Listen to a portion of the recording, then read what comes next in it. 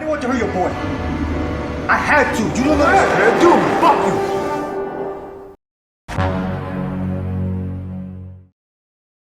Akan membawakan film yang berjudul Section 8 yang dirilis pada tahun 2022, mengisahkan tentang seorang pensiunan militer yang sekarang bekerja sebagai montir di bengkel pamannya. Dan suatu hari ketika dia pulang ke rumah, dia menemukan sesuatu yang sangat membagongkan. So, tanpa berlama-lama lagi, siapkan mata, telinga, dan anu-anuan kalian semua, mari kita nobar dan inilah Section 8.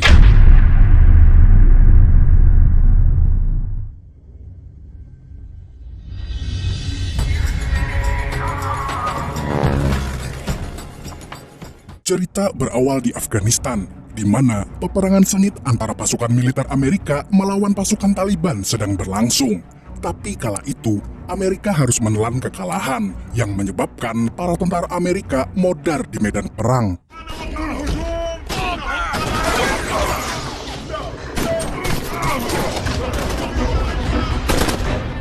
Di sana, seorang kolonel yang bernama Tom terkena tembakan di kakinya. Lalu datanglah seorang tentara lain bernama Jack Atherton. Dia berusaha menyelamatkan sang kolonel di tengah pertempuran tersebut. Pada saat yang bersamaan, helikopter bantuan pun segera tiba. Kemudian, 5 tahun setelah peperangan, terlihat Jack masih dihantui oleh rasa trauma akibat peperangan. Berkat trauma itu, dia pensiun sebagai tentara pasukan khusus dan sekarang beralih profesi menjadi seorang montir alias kang bengkel. Dia bekerja di sebuah bengkel milik pamannya yang bernama Paman Dadang. Selepas bekerja, Jack langsung pulang ke rumah dan bertemu dengan anak istrinya. Mereka bernama Weston dan Ashton. Namun ketika sampai di rumah, sambutannya tidak begitu baik karena dia sekarang harus menghadapi kabar surat utang yang mengatakan kalau rumah Jack akan disita. Akan tetapi, Jack meyakinkan Ashton untuk tidak perlu khawatir karena dia akan segera menyelesaikan masalah tersebut. Keesokan harinya, Jack pergi bekerja seperti biasa. Tapi pagi itu, sekelompok gangster yang dipimpin oleh seorang pria botak bernama Sarimin mendatangi bengkel tersebut untuk menagih uang kepada Paman Dadang. Tidak hanya itu, mereka juga berusaha memalak Jack. Tentu saja Jack menolaknya mentah-mentah dan pada akhirnya... Did you wipe on me? Round 2. I'ma see you soon. Adu jotos pun tidak terhindarkan. Tentu saja, Jack unggul dalam pergulutan duniawi ini. Tapi seketika Jack terdiam ketika Sarimin mengancam akan menembaknya. Sebelum pergi, Sarimin juga mengatakan kalau Jack akan menyesali perbuatannya karena telah mencari perkara dengan mereka. Setelah itu, barulah Paman Dadang muncul dan menjelaskan duduk permasalahannya. Ternyata, sebelum dia membangun bengkel tersebut, Paman Dadang juga seorang gangster yang kebetulan pernah bermasalah dengan kelompok gangster tadi. Di sisi lain, bengkel milik Paman Dadang ini diketahui sedang memiliki masalah keuangan sehingga menunggak biaya keamanan. Jack pun pulang. Sesampainya di rumah, dia dikejutkan oleh Sarimin yang baru saja keluar dari rumahnya. Sarimin bergegas pergi dari situ. Dan ketika Jack masuk ke dalam, Jack mendapati anak dan istrinya sudah tidak bernyawa, dibunuh oleh si Sarimin bangsat. Menyadari kenyataan ini, hati Jack pun hancur berkeping-keping. Pada saat itu juga, polisi berdatangan untuk menangani kasus ini. Jack juga diinterogasi oleh polisi apakah dia mengenal pelakunya. Namun Jack tidak menjawab. Dia justru langsung pergi dengan terburu-buru. Polisi kemudian menyuruh anak buahnya untuk mengikuti Jack. Tentu saja, mantan pasukan elit itu langsung mencari kemana si Sarimin pergi. Dia berniat untuk membalas nyawa dengan nyawa. Setelah semalaman menyusuri jalanan kota, Jack pun akhirnya menemukan mobil milik Sarimin yang terparkir di sebuah klub malam. Sontak dia langsung masuk sambil membawa pistolnya. Tanpa basa-basi, Jack membantai habis satu klub tersebut beserta Sarimin itu sendiri.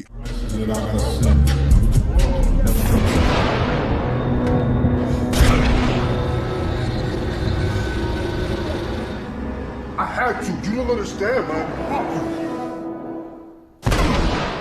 Mamam pasukan khusus dilawan. Karena perbuatannya itu, dia harus dimasukkan ke dalam penjara dengan hukuman seumur hidup. 5 bulan pun berlalu, dan Jack masih belum bisa melupakan kematian anak dan istrinya. Hari itu, Jack dikunjungi oleh Kolonel Tom, ketuanya di militer dulu. Yang dia bantu tadi loh, yang di awal, Tom berniat mencari bantuan seorang pengacara untuk mengeluarkan Jake dari penjara. Hal itu Tom lakukan atas dasar balas budi karena Jake telah menolongnya 5 tahun lalu. Tapi anehnya, Jake justru menolak bantuan Tom dan dia bilang kalau penjara ini akan menjadi rumah baru untuknya. Lagi pula Jake sekarang sudah tidak lagi memiliki siapa-siapa. Dia sudah kehilangan tujuan hidupnya. Suatu malam, Jake dijenguk oleh seorang pria bernama Sam yang juga ingin menawarkan bantuan. Namun, sekali lagi Jake menolaknya. Lalu, pada tengah malam saat sedang tertidur pulas, Jake diculik oleh 2 orang pasukan berseragam hitam. Ternyata itu semua adalah ulah Sam. Hello again, Mr. Atherton. Spare you the details, but let's just say there aren't a whole lot of people there. Setelah dibawa keluar, Sam mengatakan kalau dia sangat terkesan dengan latar belakang Jake yang merupakan seorang mantan pasukan khusus. Apalagi kalau bukan keluar karena skandal, melainkan seorang pensiunan yang mundur secara terhormat. Selain itu, Jake juga berhasil membantai sekelompok gangster hanya dalam hitungan menit dan dilakukan sendirian. Setelah ngobrol ngalur ngidul, diketahui bahwa Sam ini adalah pemimpin organisasi rahasia yang disebut Section 8 atau Divisi 8. Sudah jelas kalau Sam di sini berniat untuk merekrut Jake sebagai anggotanya. Jake bersikeras menolak karena dia sudah pensiun dan memiliki trauma. Tapi pada akhirnya, setelah diyakinkan oleh Sam bahwa ini adalah kesempatan baru bagi Jake untuk memulai hidup baru, Jake pun akhirnya setuju. Keesokan harinya, Jake langsung dibawa ke sebuah gedung rahasia markas Divisi 8. Sam lantas memperkenalkan Jake kepada anggotanya yang lain. Di situ juga, Jake akan diberi identitas baru, rumah kendaraan dan keperluan lainnya. Sam kemudian menjelaskan kalau Divisi 8 ini dibentuk khusus oleh pemerintah secara rahasia.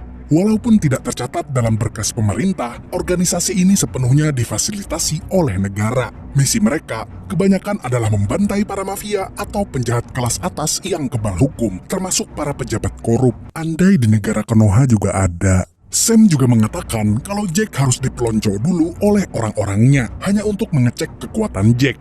Jake pun langsung diuji oleh 4 orang. Awalnya Jake tidak mau melawannya, tapi karena dibanting dengan keras, dia pun akhirnya memperlihatkan kemampuannya.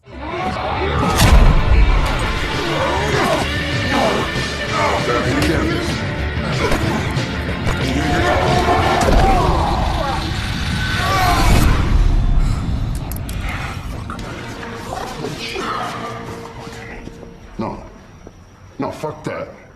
Tampak dari raut wajah para anggota Divisi 8 kalau mereka menilai Jake belum siap menjadi anggota Divisi 8 karena masih belum bisa move on dari masa lalunya serta ragu untuk menyerang.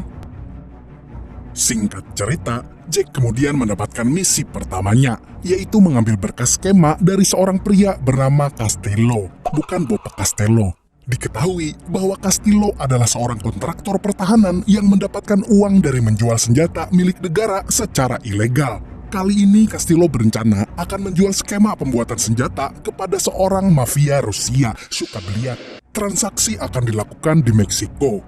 Tapi mendekati Castillo bukanlah hal yang mudah, karena dia sendiri dikawal dengan sangat ketat oleh puluhan pasukan bersenjata lengkap. Jake juga sempat menanyakan, setelah skema itu didapatkan, apakah yang akan terjadi pada Castillo? Dengan enteng, Lisa menjawab kalau dia juga harus dibunuh, karena misi utama anggota divisi sesungguhnya adalah membunuh. Lisa dan Jake akhirnya sampai di Meksiko. Terlihat mereka berdua sudah berada di TKP transaksi. Kemudian, tanpa banyak omong, Lisa langsung menyuruh Jake untuk bergerak mendekati mereka. Di sisi lain, mafia Rusia itu tampak sangat kesal dengan Castillo karena kedatangannya dari Rusia malah disambut di tempat pembuangan sampah. Ditambah lagi, Castillo terkesan terlalu banyak basa-basi. Mafia itu pun segera meminta skemanya karena dia ingin segera pergi dari TKP. Lalu tiba-tiba terdengar suara tembakan dari kejauhan. Mafia Rusia tentu mengira kalau Castillo telah menjebaknya sehingga situasi menjadi kacau.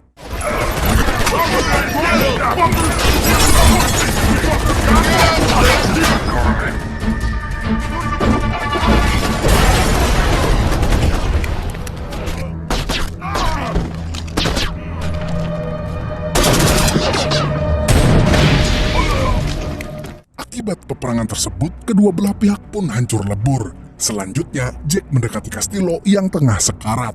dia memaksa Castillo untuk segera menyerahkan skemanya. Tapi Castillo malah memaki Jack.